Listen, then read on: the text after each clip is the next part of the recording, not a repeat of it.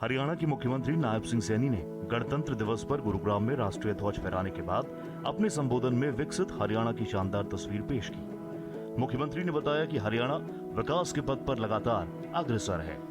आज हरियाणा समृद्धि की एक नई परिभाषा लिख रहा है। प्रदेश में इंफ्रास्ट्रक्चर में तेजी से विकास हुआ है। हर जिले को राष्ट्रीय राजमार्ग से जोड़ने के लिए 12 नए राष्ट्रीय राजमार्ग घोषित किए गए हैं, जिनमें से 13 का कार्य पूरा हो चुका है। साथियों, महाराजा अग्रसेन हवाई अड्डे से हवाई सेवाएं शुरू की गई हैं, जिससे हिसार और आसपास का क्षेत्र अब सीधे हवाई नक्शे पर आ गया है। हिसार से अयोध्या, दिल्ली, जम्मू कश्मीर और जयपुर के लिए सीधी उड़ान शुरू हो चुकी है। मुख्यमंत्री नायब सिंह सैनी ने हरियाणा की बढ़ती आर्थिक ताकत के बारे में भी बताया। उन्होंने कहा, क्षेत्रफल और आबादी में कम होने के बावजूद हरियाणा राष्ट्रीय जीडीपी में बेहतर योगदान दे रहा है और प्रति व्यक्ति आय के मामले में भी बड़े राज्यों में पहले स्थान पर है। राष्ट्र की इस प्रगति यात्रा में हरियाणा प्रदेश का भी महत्वपूर्ण योगदान रहा है। मैं बताना चाहूंगा कि हरियाणा देश के क्षेत्रफल का मात्र 1.34% और जनसंख्या का 2.09%, लेकिन आज देश की जीडीपी ने हमारा योगदान 3.7% है। हरियाणा 3,53,000 रुपए प्रति व्यक्ति के साथ देश के बड़े राज्यों में प्रथम स्थान पर है।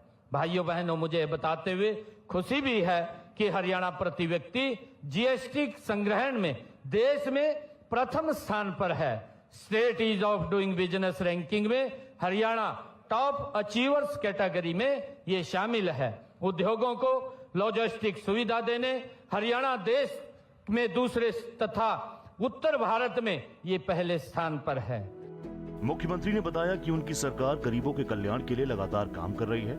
इस बारे में उन्होंने सरकार की योजनाओं के बारे में भी बताया।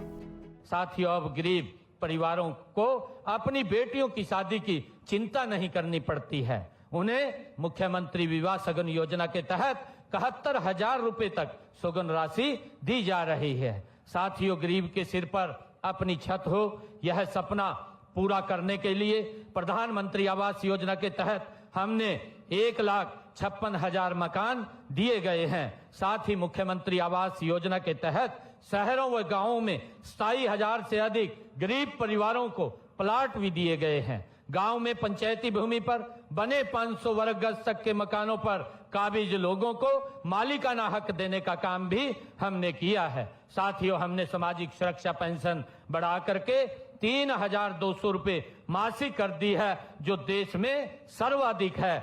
सीएम ने गुरुग्राम को विकसित शहर की बेहतरीन मिसाल बताया और कहा कि गुरुग्राम अर्थव्यवस्था का बड़ा केंद्र है। गुरु द्रोणाचार्य की शिक्षा और आधुनिक तकनीक का ये मेल होता है। यहाँ की गगनचुंबी इमारतें, 250 से अधिक फॉर्च्यूनर कंपनियां और यहाँ का स्टार्टअप इकोसिस्टम इस बात का प्रमाण है कि यदि सही नीति और नियत हो तो हम क्या कुछ हासिल नहीं कर सकते हैं।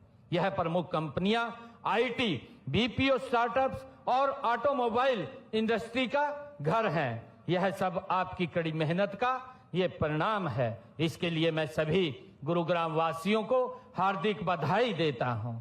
गणतंत्र का यह पर्व हमारे अतीत को याद करने के साथ साथ हमारे वर्तमान और भविष्य की उस सुनहरी तस्वीर को भी देखने का है, जिसने हमें सबने मिलकर पिछले 11 वर्षों में ये गढ़ा है।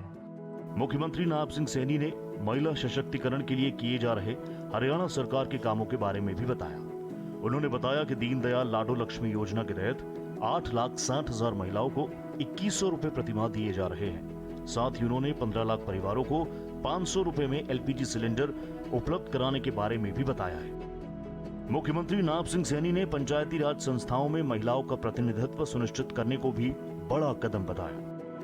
इस मौके पर मुख्यमंत्री ने देश की स्वतंत्रता के लिए जान देने वाले शहीदों और देश की रक्षा करने वाले सैनिकों के प्रति भी सम्मान व्यक्त किया और सरकार की उनके परिजनों के कल्याण के लिए कामों के बारे में बताया। मुख्यमंत्री ने भ्रष्टाचार खत्म करने को भी सरकार की बड़ी उपलब्धि बताया और इसके लिए उन्होंने नौकरियों की भर्ती परीक्षा निष्पक्ष कराने और ऑनलाइन रजिस्ट्री का उदाहरण दिया। मुख्यमंत्री ने बताया कि रोजगार देने के साथ साथ उनकी सरकार रोजगार सुरक्षा पर भी ध्यान दे रही है और युवाओं को रोजगार सक्षम बनाने के लिए उन्हें कौशल प्रशिक्षण भी मुहैया करा रही है।